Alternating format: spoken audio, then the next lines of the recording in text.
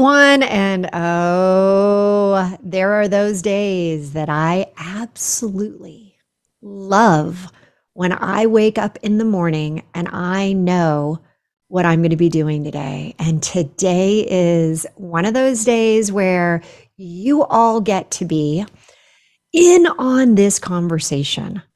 I have somebody that has truly relaunched through some heart-wrenching situations and came out the other side in probably the most unexpected way. And so when you think about what you're going through today, the takeaways that you're going to hear and the things that you can garner from these topics and conversations are going to make you feel like, you know what? You got this. And I know you've got this because I've got Julia Harriet with me, and she is a #1 international best-selling author, an inspirational speaker, and a builder who's been working in construction for over 6 years. But her story, her journey of how she got there is going to be like, you've got to be kidding. She's built her own home for her family. She enjoys supporting others in that whole DIY home improvement projects. She is somebody that has now written this book called Under Construction: Healing Trauma while Building My Dream. Again, #1 bestseller. People resonated with this, but not because of the way you think.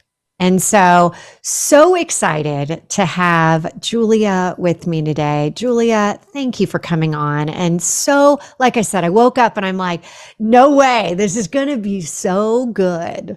Oh, thank you so much, Hilary. It is such a pleasure and an honor to be here with you and with everyone and just to share my story. You know, the #1 thing that gets me up in a moment like this is knowing that, like, if I'm willing to go out and share, I know that if it's just one person that walks away feeling inspired or held or will access help, I'm like, heck yeah, like that gets me going every single day. And so to be on a platform like this with you is really fabulous. Thank you for inviting me. Julia, I got to say, it's going to be far more than one, because you've got one person right across from me right now that is I'm already inspired, and we haven't even started yet. So super excited. And it's always an interesting, it's a weaving of a story that comes out of our own personal journeys. And it's how we look at things in life. It's how we say they're either the positive or the negative. Right. And when we first met and in reviewing your life and your book, Under Construction, I was intrigued with the concept of how you took something and under construction, very much in that construction world. But today our lives are under construction. Today we have not only the construction tool belt that you're talking about, but the tool belt of life and of things that come to us and how we can use certain tools to move us forward. But before I get into that, I know that 2016 was a really, really impactful relaunch year for you. And it wasn't just one relaunch, it was many. And I'd like to start there so that people really understand your journey and how you came to be where you are, writing an international best-selling book and having this new relaunch. Absolutely. When I love the term relaunch, Hilary, it's so appropriate and it's fabulous, like in the builder's mindset of being under construction, because you're absolutely right that yes, as a builder of tangible things, we can think about that and apply it. But looking at our lives from the moment we landed here in this lifetime, we've always been under construction, and that's the part of learning that is so fabulous. And so, yes, 2016, I know that 2020 for many people would be considered a year of reckoning with COVID and the economic crisis. 2016 happened to be my year. And it was a year when, I use this term that I always like to, kind of preface in the sense that not everyone uses this term, called adulting. And so I would say that I was adulting along. I have two fabulous kids at the time, coming up to 2016. I was married, I had a profession, I was adulting in my mind. But as for many of us, we can be trucking along and all of a sudden, something major happens. Maybe it's something internal, maybe it's an external moment. Whatever it is, for me in 2016, it happened to be kind of, I guess I would call it a triple threat, not in a positive, but in a really challenging trifecta of things that went down for me. And, like I said, I have two children. I went through a very amicable divorce, but a divorce nonetheless that is very hard, especially with kids and doing that. And at the same time, I lost my mom to a pretty tragic battle with cancer. And she was my best friend. I always tell, the way I preface that is I talk to my mom every single day. I mean, that's what we just did. Our relationship was, I don't even have a word for it, but I mean, precious is one word. And I lost my mom. And, that I will say, those two things in themselves, it was like, sometimes as you're trucking along, you're not really thinking about what you want in your life. Now, I loved teaching, was my profession. Absolutely adore working with families and kids, did it for a decade. But I always say, kind of coming back to this under construction mindset, I always wanted to build. And somehow in this moment where my relationship was, separating, we were separating, and I didn't have, my person that just held me in my life. It was like, well, heck, what do I really want to do in this moment? And I wanted to build. And so as I was trucking through 2016, that was my first thought is, what? I had a friend who I reference in my story, and he's a builder. And I said, is there anybody crazy enough to hire a 35-year-old woman who can't construct IKEA furniture for a carpentry apprenticeship? And he prefaced, one man in my community that loved to teach. And so I found that man. Okay, but wait. Before we go into that part, I want to back up for a second because you've said so many things, and I know that there was also another very let's the third part of this was you also had something horrific happen. Absolutely. To name it in the midst of kind of the end part of this year, I in my community that I actually grew up in, I was drugged at a local establishment and sexually assaulted following that. And so that's what I meant by the trifecta of it's like a relaunch. It was like bam, bam, bam. Yeah. And, as you mentioned, divorce, and I loved how you said it was adulting. Like you're just kind of going through your life and you're doing your thing. We all had, the story we were telling about how we were going to have the two kids, and I had my three kids, and it was interesting because I too was divorced. And then my mom in 2017 got terribly sick. And when you said, you had this precious relationship, beyond, I can't even describe it. Yeah. It was one of those, I talked to her 5 times a day, call her just to be like, hey, wait a second, in the recipe, do I need that? Or do I need that? And it kind of built on itself. And that was a couple years ago. And then my dad just passed away, not even about 6 weeks ago. So it's just like, I get it, but when you lose somebody like that, and as you said, you didn't have that person to talk to about, I am right there with you. Yeah. And you feel like you don't have, that place to go. Now, I have been absolutely blessed on 2 levels that I ended up getting remarried. So I don't know where you stand in your life right now but you know what? Trust the process. We'll talk more about that. I appreciate that. But then I also have a wonderful Mama Inga, who has been my mom since I was 4. and my dad remarried, and I got the bonus mom, the bonus of all bonuses. And so, when I think about you going through this and losing your mom, and then having this in your hometown, being drugged, being sexually assaulted, Yeah. I'm thinking to myself, like, it's just, it takes you out at the knees. Like, Oh, like, really?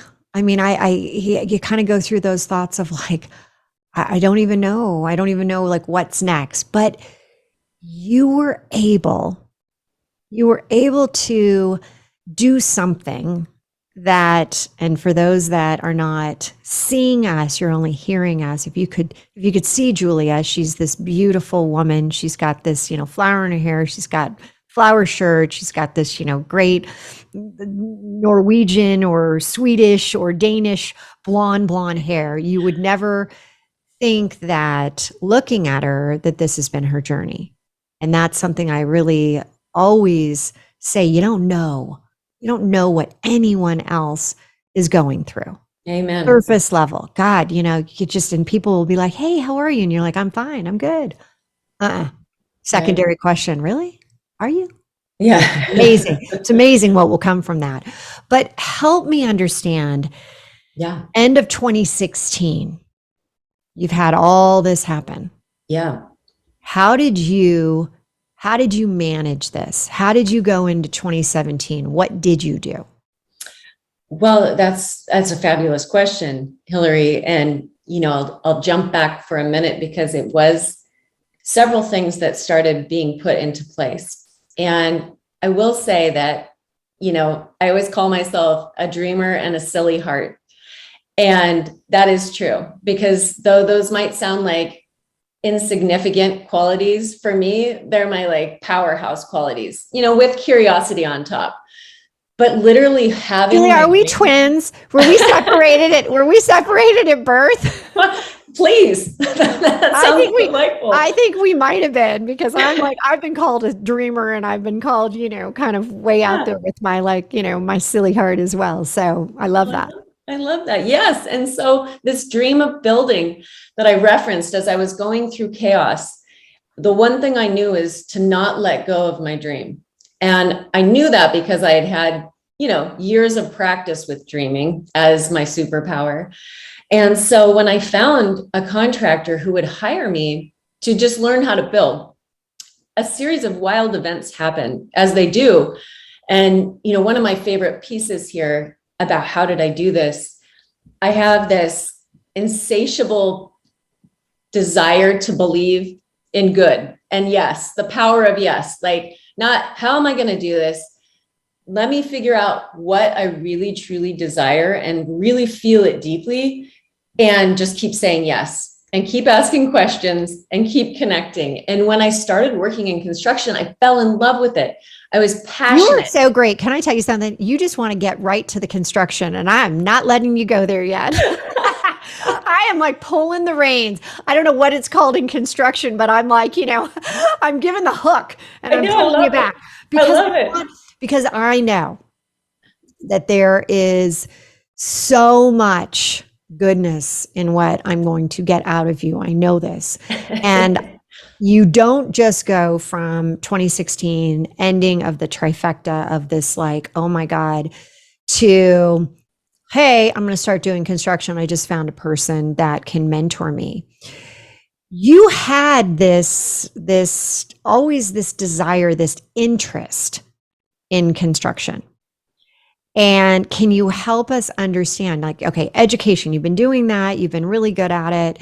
You now are single single mom. You now are dealing with the, the sadness, the despair of losing your mom. You now are dealing with the personal, PTSD that, of having this sexual assault. And what caused you to say, hey, I am not going back to teaching. I'm going to go after this crazy dreamer idea of, yeah, I'm Well, interested in construction. yeah. Well, fortunately, it all was in the same year. So what is crazy is that it all was happening simultaneously. As I was building, I went through the first two pieces, and then I got the opportunity to build my house, and I was already constructing my house when the assault happened. So that's how it worked. It was like rebuilding myself as Ah, I'm literally going deeper into building. So you were already starting down that path. What yeah. what was the impetus that said, I want to get out of, because I know so many people out there. I just heard somebody say that 70% of people on LinkedIn have only been in this job that they're in right now for the last 12 months. There's never been such a, it's the great resignation. I call it the great, realization. Finally, you're realizing, which is what you did. You realized that, you know what? No, not doing the education, although it is interesting how you now are is going back to that with educating women like you're doing right now with, our listeners. But I want to ask you, it's that moment where you're like, and even as you said before the assault, you were already taking those steps. And we're about to take a break. I want to ask you to think about this. And when we come back, what was it that gave you that confidence, that nudge to say, you know what, Julia, it's time to make this happen? So when we come back, we are going to hear that. Look forward to having everyone on the second part of this show. This episode is brought to you by my very own labor of love, my most recent book, Relaunch. This book is a collection of my stories, other stories, and is a motivational guide to living a new 3HQ lifestyle, sparking your heart to ignite your life. It's available for purchase via Amazon. Get ready to try on the 3HQ method that I've been using for years throughout my entire life, reaching the next level in all areas, both professionally and personally. Get your copy today at www.therelaunchbook.com. All right, everyone, we're back with Julia Anderson. And before we left, we were getting into the discussion around, maybe you are not really in a place right now that you're loving your job, you're loving what you're doing. You've been thinking about like, maybe stepping into something completely different and then trying to figure out how to do that. Well, Julia was telling us that that is exactly what she did after a year, 2016, where she calls it the trifecta, where she got divorced, she lost her mom, and she was sexually assaulted. And during this time, it was already starting. She was already starting to have a relaunch in her life around this career. And I want to know exactly like, what was it? How did you finally say, I'm not going to be in education now. I'm going to go for my dream? Because help me understand, how old were you when you did it? 35. Okay, 35, everyone. And now she is doing exactly what, as she said, she was a dreamer, exactly what she was looking to do. But Julia, help me understand. You have a good paying job, you have stability, and you have really that, instability going on in your life, and you decide like it's time. What were your decisions? What went through you to get you to that point where you're like, I'm doing this? Yeah, that's a great question. Really, Hilary, for me, it was that as my mom was losing her battle with cancer, my relationship with kids in education is really sacred to me. And I was split. I was everywhere at once. So I knew I had to stop doing that because I couldn't work with kids to the degree that I wanted to. So there was a cold stop, even though, yes, I had a career, but I was also managing so much. And one of the things that I felt, because I have many, many male friends mostly who are builders, is that they've always looked so happy when they got home. Like they just build, stuff happens and there's problem solving, but they come home and they're lighthearted. They crack a beer and I'm like, that looks nice. And they make good money, And so I was like, I did see some potential. So I didn't, totally take a wild card, and do that. I saw that there was an infrastructure that could hold me. But then the number one thing that when I was thinking about this to share is that I come from a background of being a complete perfectionist. So I'm the academic, the A student, I'm not going to let you know when I'm struggling person until I'm over the struggle. And then maybe I'll tell you about it. That was my whole life really up to this point. And when I got hired by Don Roberts, who is a dear, basically family at this point, but by a contractor in my local community, I realized I was a hot mess. Like I was so afraid to let him know that I was going through a divorce, that my mom hadn't passed away when I actually got hired in construction, but she was on her last month of life. And there was a day, Hilary, where I was with Don, here's all these construction guys. Obviously it's a male dominated industry. And I look at Don, we're in his truck going to a job site. And I'm like, I need to be honest that my life is falling apart right now. And it was being vulnerable. It was like, that was the most powerful tool in the toolbox, was when I did that with him. He looked at me and he's like, holy smokes, this is what's on your shoulders as and I was like, yeah. And the whole crew, that's what I ended up doing with all the people that I ended up working in construction. I realized I can't hide what is happening to me. In fact, I really need help and I need support right now. And the constructor, called them my builder buddies. We became BFFs because here we are building things together that require collaboration, teamwork, team building. But it's also that it was the choice to be vulnerable and I think in any industry that can be very terrifying. And it also can be the thing that breaks you through to it being the best move of your whole life. And I have this vision of you right now, this petite little blonde with these, construction workers, and you're sharing, you're openly telling them, and their face is like, I don't know what I'm supposed to say, but I'm going to do my best. Yeah. And so you know what? And that's what makes your journey so unique, because this is not, you're like the unicorn of that industry, right? Yeah, but pretty much. Did you grow up and were you like compelled to grab hammers and to make things? And you're waving your hand like, no, that was not it. No, I always say I have no aptitude for building. I really don't. It's not instinctual. I'm an artist. I'm a visual artist. I love painting and sculpting. That, yes.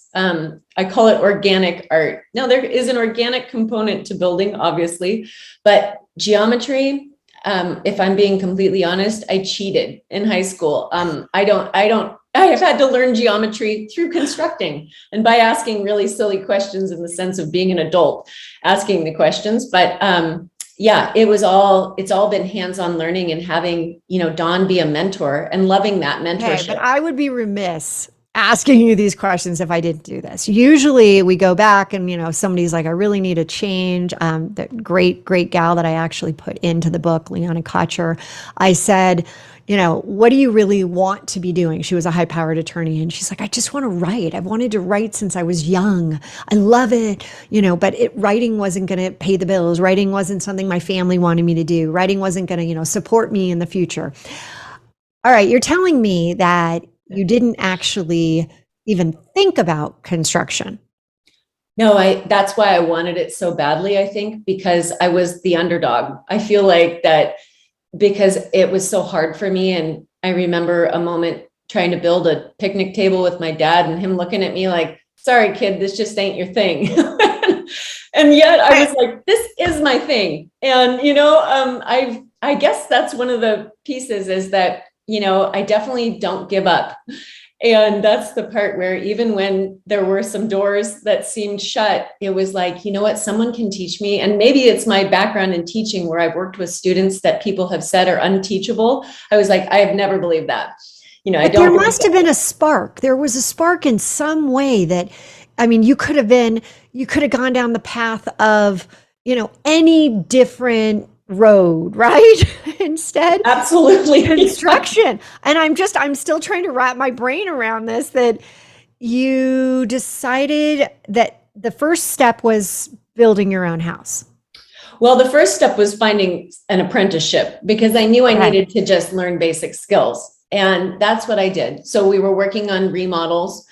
And that's the piece that is so amazing, is that in losing my mom, my parents actually lived down in Oregon. I'm up in Washington State, on an island. And after we lost my mom, my dad, who I'm also very close with, was basically like, either I'm going to go join the Peace Corps or I want to move close to you and the kids. And I was like, come to me, please. Maybe the Peace Corps later, but right now, come be with me. And he did. And his background is in architecture. So was a facilities manager of hospitals, but he began in construction and architecture.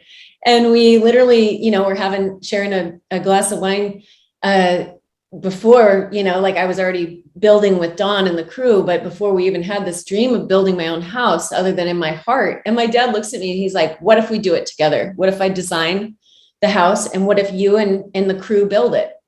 And I looked at him and I was like, oh my gosh, this is the way. And I felt my mom right there, like, yes, yes, yes. Like, you guys do this together. So I feel a little bit like, because if you had said that this conversation with your dad happened and then you decided to get a mentor and you started, that would be a normal progression. I get that, because then it's like, oh, I wanted to do something with my dad.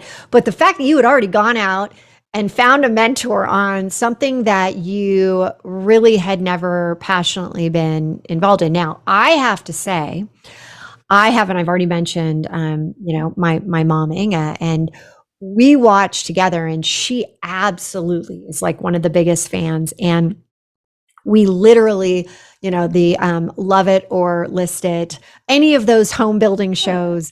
I cannot believe how many women now are watching those. So you were ahead of your time, because I shared with her I was going to interview you, and you're like, she said, that's so cool. Like, oh my God, I want to hear it. Make sure, because you can't listen right now, but make sure I get the link and all that. Yeah, So now you are, you're trying to overcome this 2016 year. You're pounding nails in, you're using all these tools that you're just starting to learn about, and you're having these times where you're having these conversations with these awesome builder buddies, as you called them. And definitely. so and so tell us, at this point, was there ever a moment that, wait a second, what am I really doing? Or were you like, once you started to do that, you realize that you're in your G zone, that great zone, that, Yeah. that growth zone. You're like, yeah, I've landed where I should. I mean, to be honest, it wasn't that I didn't come up against the self work that I needed to continue doing to be in my right lane, but I felt like I was in my right lane. As crazy as it seems, as off as it would appear on a certain level, I was like, look at the synchronicities happening. Look at what everything is just flowing to make this possible. Because really, in my heart, especially in going through a divorce, my dream was to have a stable, beautiful home for my children to grow up in. And that's what I envisioned. I was like, that's what I want to provide.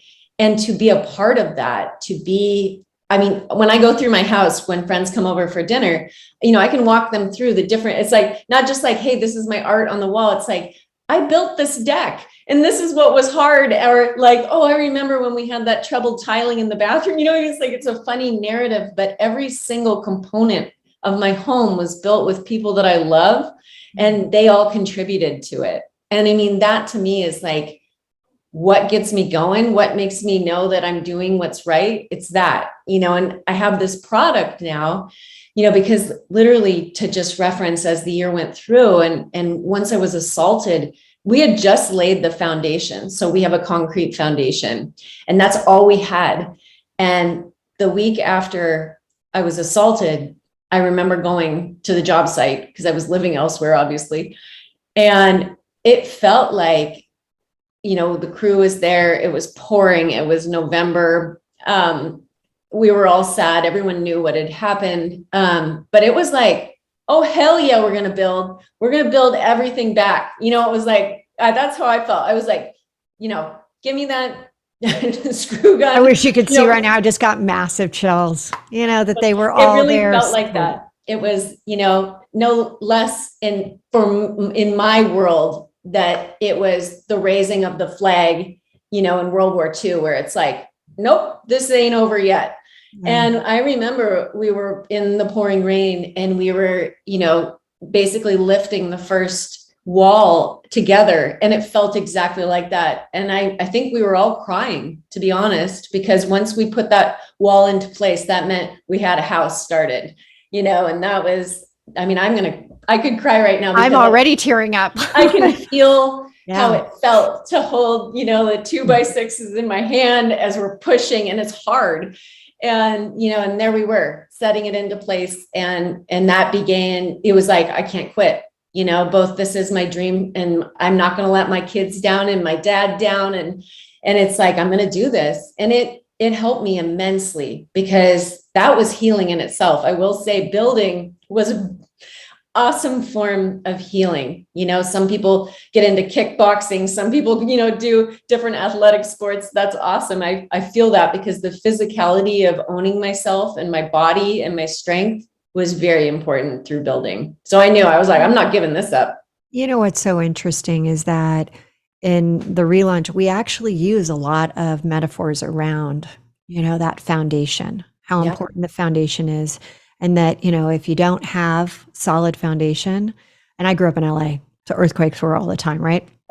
We knew. And then what would the, LA, they'd go on the freeway, and instead of really like fixing things, they just throw in like the gravel and put a little cement on it. And hey, we're good. We're good for a little while longer. And then another earthquake and it would open up even bigger. And I feel like for so many of us, we do that, right? We just cover things up and we're like, okay, I'm good. I'm good. I'm good. Right. We're going to just keep going. Whereas if you don't deal with those cracks, if you don't deal with the rebar, if you don't, put the things in deep, then you're never going to be on solid ground. And so I love that you've taken that, you're living that life, and you now are in a position to share that with people, to allow for you to go out there and really deliver that message that, you can build from above. I often ask people, I've been doing this with also a podcast, the Relaunch podcast for years now, and, probably over 150 interviews I've done. And I often ask, if you could go back and change that 2016 year, would you? Would you go back and change? No, I wouldn't wish, obviously, trauma on myself or anyone, but I will say it's that ability to transmute pain into power. So I asked for help. I did not do this. I always say no one builds alone. Unless you're that guy in Alaska that builds the cabin alone, and that's cool. But really, whether we're talking about ourselves or in our lives, literally a house, you don't build alone. And I asked for so much support, and I didn't know how to do that before this moment in my life. But that's what I gained. Through these, significant traumatic events, what I realized is, oh, I deserve so much support, and I'm going to take this support and I'm going to transmute my pain into my incredible power, and I'm going to thrive. I'm not just going to survive this. I'm going to thrive from this and be able to give back to others who need to be held, who might be alone and not have builder buddies. That's why I wrote my book, was because. Well, you took the silver linings. That's what you did. You took what your relaunches were, and you have created and found the silver linings, where now you wrote the book. It came out, you said, in 2020. Is that right? It just came out just last year. So 2021. 2021. Yeah. And when we come back, we're about to go off to break again. Gosh darn these breaks, right? I would really love to talk about what was it that just made you want to write the book, that, and then also the things that you put in the book, the lessons that we can share, so that again, when people feel like they've got the trifecta or even more, right? I Yeah. mean, there are so many things going on with global relaunches, business relaunches, personal relaunches, that they have tools in their tool belt that they can use. So Absolutely. when we come back, we will dive into that and so much more. There are other areas we haven't even discussed yet. This episode is brought to you by my very own labor of love, my most recent book, Relaunch. This book is a collection of my stories, other stories, and is a motivational guide to living a new 3HQ lifestyle, sparking your heart to ignite your life. It's available for purchase via Amazon. Get ready to try on the 3HQ method that I've been using for years throughout my entire life, reaching the next level in all areas, both professionally and personally. Get your copy today at www.therelaunchbook.com. Hey everyone, I'm here with Julia Anderson, and we are now going to go under construction. And we are going to talk about the book that Julia wrote that came out last year.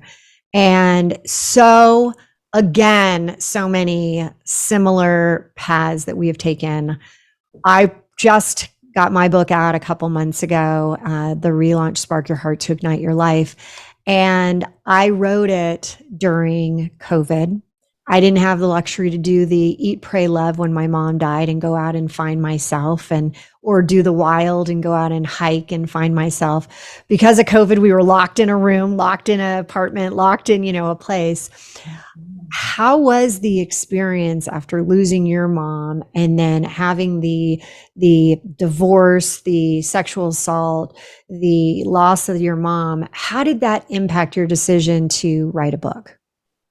Yeah, I mean, that's a fabulous question because, as you know very intimately, I say that it's no less the third birth in my life, as I have two children, and I'm like, doing this book was a third birthing experience for me. And I'm going to say amen to that. Yeah. And I think it was probably the birthing of myself, but yes, it's also this tangible book, which is a lovely piece as well. One of the pieces, Hilary, I've always loved to write. So that's something that has been a passion of mine.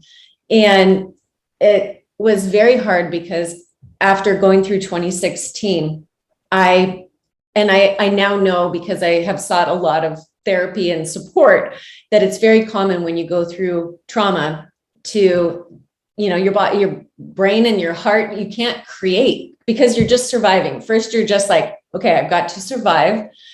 And that's what you're doing. And I lost my ability to write. I mean, I say it that way because it literally was like that. In the past, I could, have a cup of coffee and like write what felt like some pretty amazing poems. And I would pick up a pen and be like, oh, it hurt. It was just not available for years. And so the thing that I did was I became an advocate in my community through a nonprofit that deals with domestic and sexual violence. And that's what I was able to do. That was my creative outlet.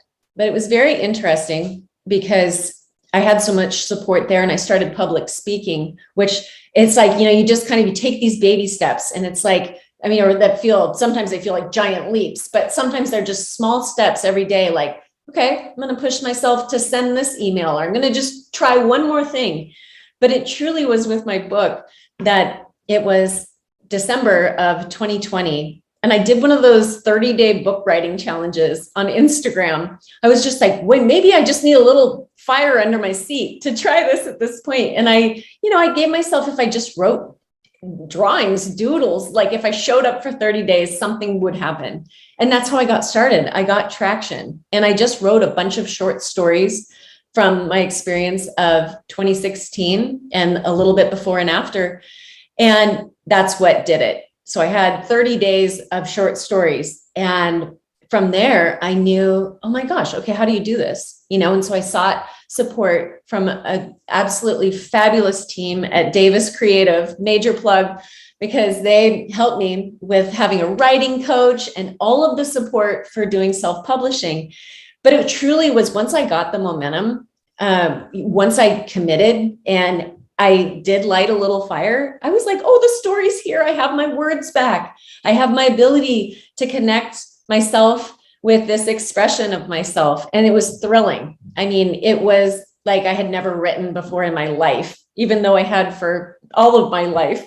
So, Well, and I have to say, it is very cathartic. And I did not have that little spark of, oh my God, I love to write. It was like I'd sit there and I'm like, I am a 9 plus plus extrovert. So me sitting in front of this, screen, finally someone said, do an otter, just record your voice. And I started to do that, but then I had like 50 hours of content. I'm like, ah. So I feel very like you are a lucky woman that you are a writer, because I struggled with it, and I got really great support too, that was able to take all my words and put it together. And that is a big plus. But now let's talk about something that you're creating this. And it is, again, very interesting how you've got the tools that are figurative and the tools that are literal, right? yeah. When do you have, like, what's your favorite tool? What is the absolute favorite tool of Julia? Look, I brought my literal favorite tool. Oh my God, it's electric. What is that? Like a drill gun? So this is a compact drill and driver. So it both drills holes and it also fastens.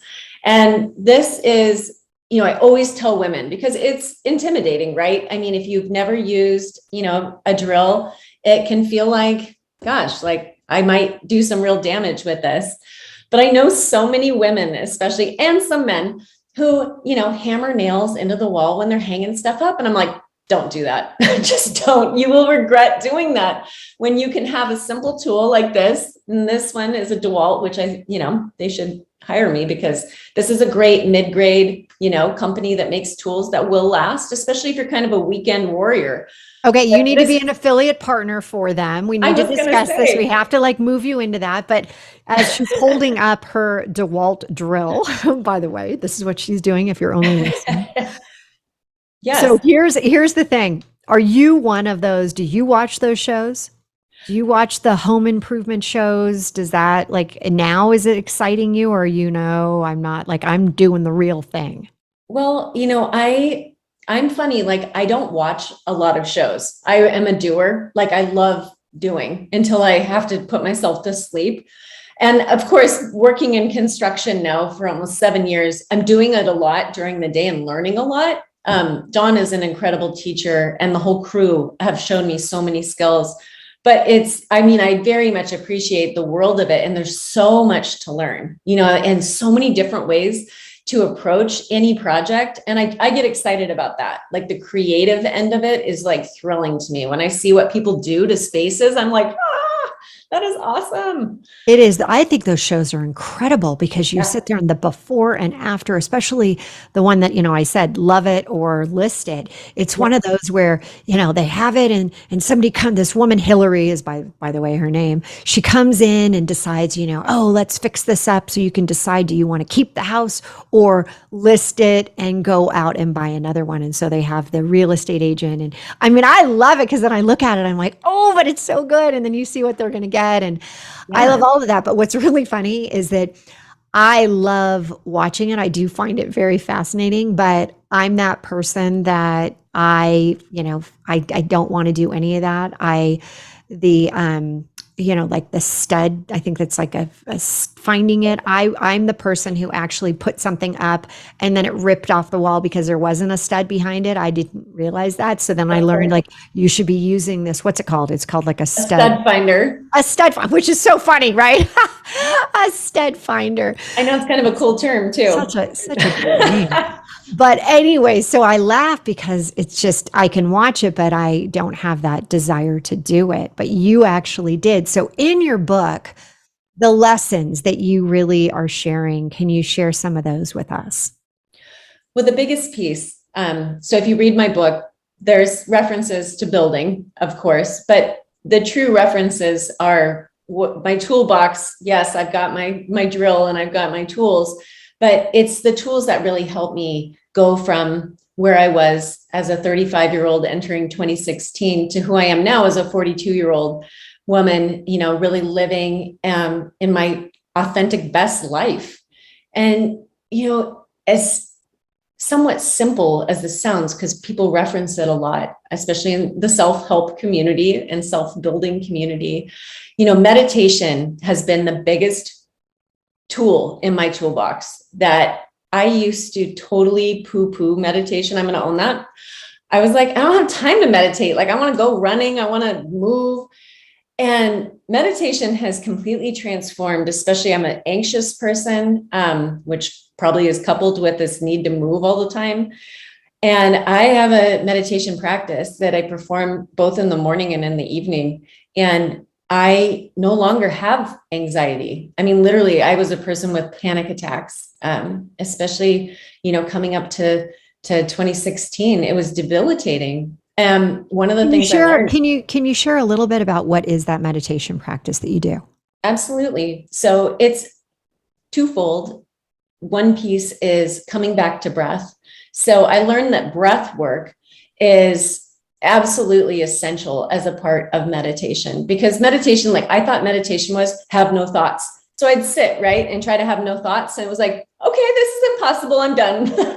And then I was like, okay, I'm going to go running.